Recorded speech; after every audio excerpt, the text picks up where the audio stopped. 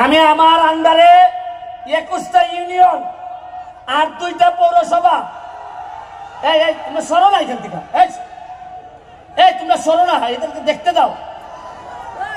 2টা পৌরসভা, প্রতিটা ইউনিয়নে আমার আদর্শের কিছু ভাই তৈরি হইতেছে। এর মধ্যে ধর্মগড় ইউনিয়নে আমার একটা এখন পর্যন্ত আমি তারে পাই নাই, হয়তো খারাপ পরে হইতেও পারে, আপনারা হয়তো আমার চেয়ে ভালো জানতেও পারেন, তবে আমার কাছে মনে হয়েছে মার পেটের না হইলেও আমার একটা আদর্শের ভাই হচ্ছে গিয়ে টুটুল। ও আমার নির্বাচন থেকে শুরু করে আজকে পর্যন্ত আমারে যেভাবে সহযোগিতা করছে, আমার কাছে মনে হয় আমারে যদি মাইরা ফেলা হয়, আমি যদি হঠাৎ করে মারা যাই, আজকে যখন আমি হেলিকপ্টারে নামি, আমি স্টেডিয়ামে, আমি যখন আকাশে ছিলাম, তখন আমার কাছে মনে হয়েছে আমি যদি এখন মারা যাই তাহলে আমার মাধবপুর সোনারঘাটের কি হবে, কে এমপি হবে আমার পরে। আসলে এমপি হইলে কি পারবে, তারা কি ওই আগের মতোই মজা মারে ফজা ভাই আর আমরা খালি বইটা পাই, এরকমই হবে কিনা। তখন আমার মনে হয়েছে কিছু কিছু চেহারা আমার বাইসা উঠছে যে আমার দাফন কাফনের পরে হয়তো এই লোকগুলো আবার মাধবপুর সোনারঘাটের দায়িত্ব নেবে।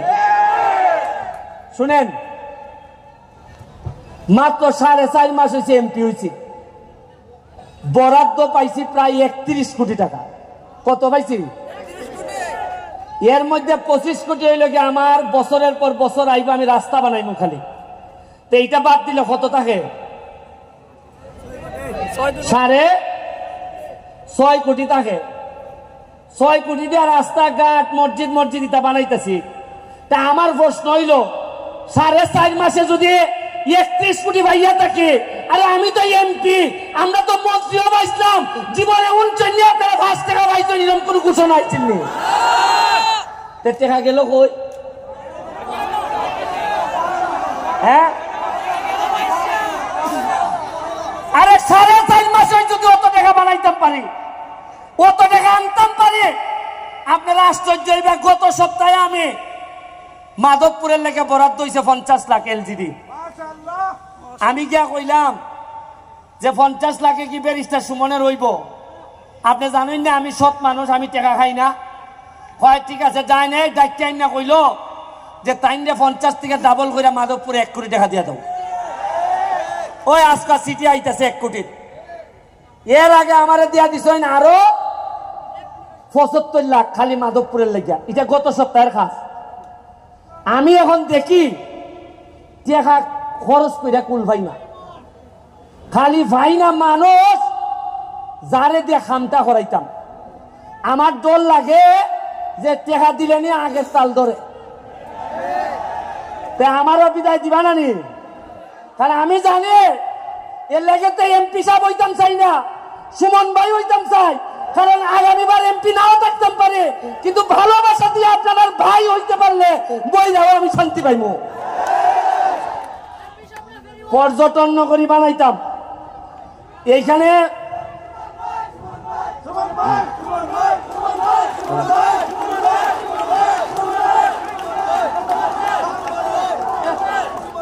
আমার পর্যটন নগরী বানাইতে চাই আমি মাধবপুর সোনারঘাটে। আমি নেত্রীরে বলছি, জননেত্রী শেখ হাসিনারে, যে চাপো যে আমার 24টা চা বাগান আছে, আমার 2টা রিজার্ভ ফরেস্ট আছে, আমার স্থলবন্দর আছে, আমার বর্ডার আছে, আমার কিসের কম আছে? মাধবপুর আপনারা জানেন কিনা সবচেয়ে ধনী উপজেলার একটা, 100টার মতো ইন্ডাস্ট্রি আছে। মাধবপুরের মানুষ একটা মানুষ না খেয়ে থাকতে পারবে না। আমি চা বাগান গুলা 3টা চা বাগানে বেতন হয় না, আমি 2.5 লাখ টাকার চাল পাঠাইছি, কইছি যে বেতন না হইলে আমি এমপি দিমু। আমার এমপি যদি ভাত খাই তাহলে আমার শ্রমিকরা ভাত খাবে। আপনারা এখানে সাইফোর্স কোচিং, সাইফোর্স লিমিটেড, এখানে ম্যাডাম আমাদের মাঝে উপস্থিত হয়েছেন। আমি ছোটবেলায় ওনার ছাত্র ছিলাম, IELTS টোফেল স্পোকেন ইংলিশ ওনাদের আন্ডারে করছি। উনি আমাদের পুরা 23টা ইউনিয়নে কোনো ছাত্র ছাত্রী যাতে ইংলিশে ফেল না করে এই জন্য সকল শিক্ষকদেরকে ট্রেনিং এর ব্যবস্থা করতেছেন।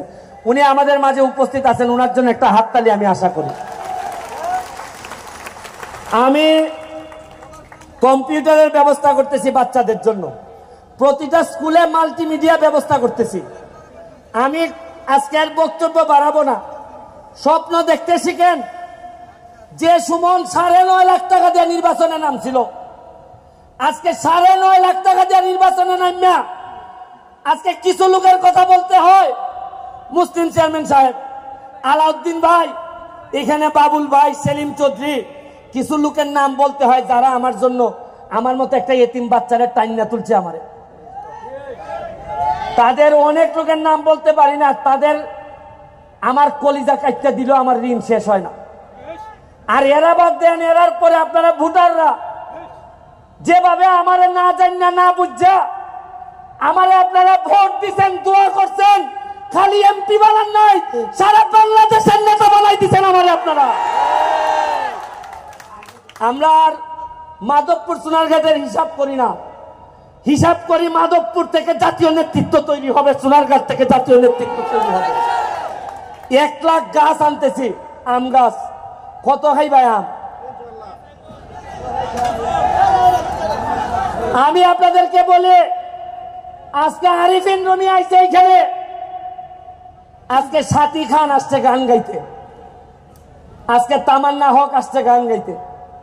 কিছুদিন আগে আপনারা জানেন সোনারঘাটে আমাদের আইসিটি মন্ত্রী আসছে, সালমান মুক্তাদির, তাশরিফ খান, এরা আসছে। আপনারা বুঝেন না যে এরা আসে মানে লক্ষণটা কিতা? এরা এমনি আয়, এরা বুঝে যে ইতারে বড় জিতেছি গা। এরা জানে, এরা তো সারা দেশ ভাঙ্গে খায়, এরা জানে কোন জিনিস নেতা হইতেছে। এই রুমি আমি আরো প্রায় অনেক বছর আগে তারে সোনারঘাট নিয়ে আসলাম। এই সময় আমি তার আইনজীবী ছিলাম, একটা মামলা করছিল।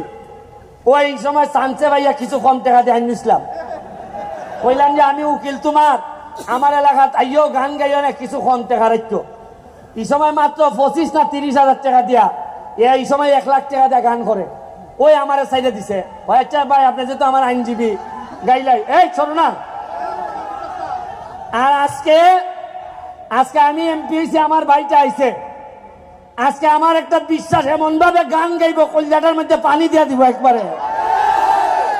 আমরা রে ভাই মহাসড়কে যাইতেছি, মাধবপুর সোনারঘাট মহাসড়কে যাবে, 6 লেন হইতেছে। আপনাদের যে ইন্ডাস্ট্রিয়ালাইজেশন হয়েছে, সাথে যদি আমি পর্যটন নগরী করতে পারি, মনে রাখেন মৃদু অন্তত পুরো আমেরিকা না পারি, মধ্যপ্রাচ্য বানাইয়া চলে দিব আমি মাধবপুর সোনারঘাট।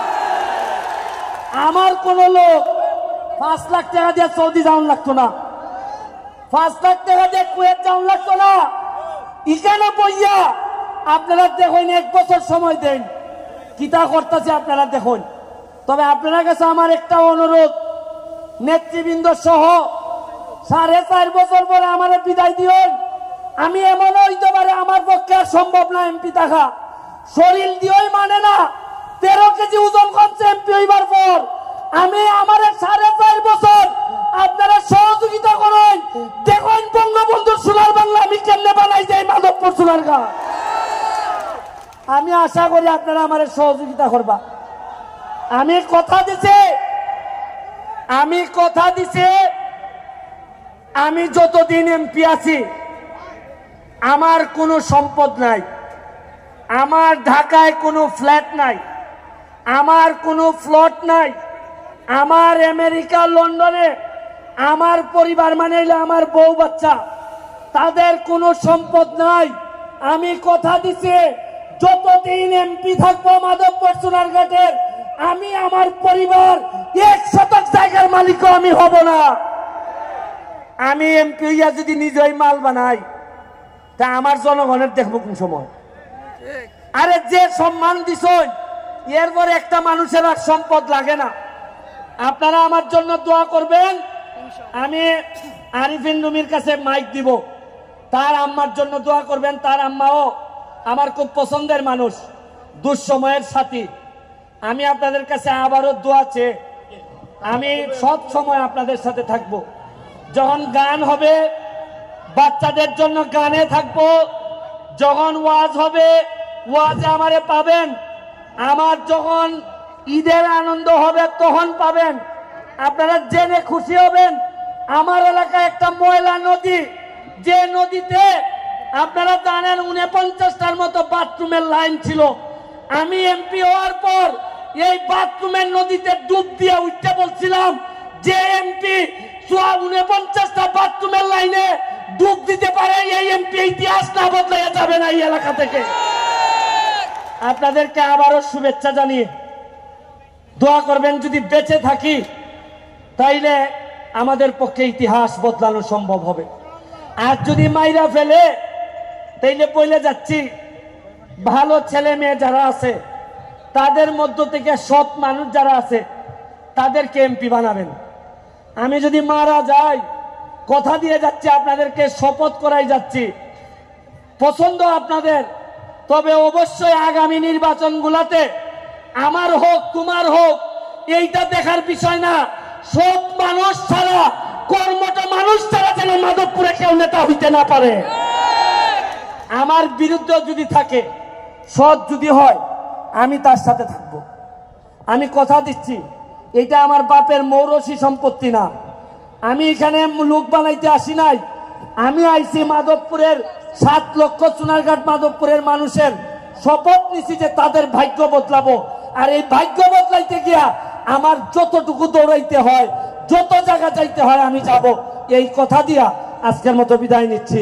জয় বাংলা, জয় বঙ্গবন্ধু। প্রিয় দর্শক মন্ডলী, এই মুহূর্তে মাননীয় প্রধান অতিথিকে ফুলের তোড়া প্রদান করা হবে। ফুলের তোড়া প্রদান করছে দেলোয়ার আলী স্যার।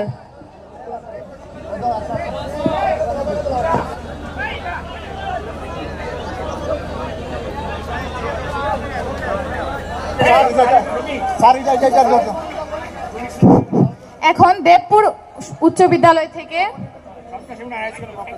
বলছি তো, ওনার সময় নাই।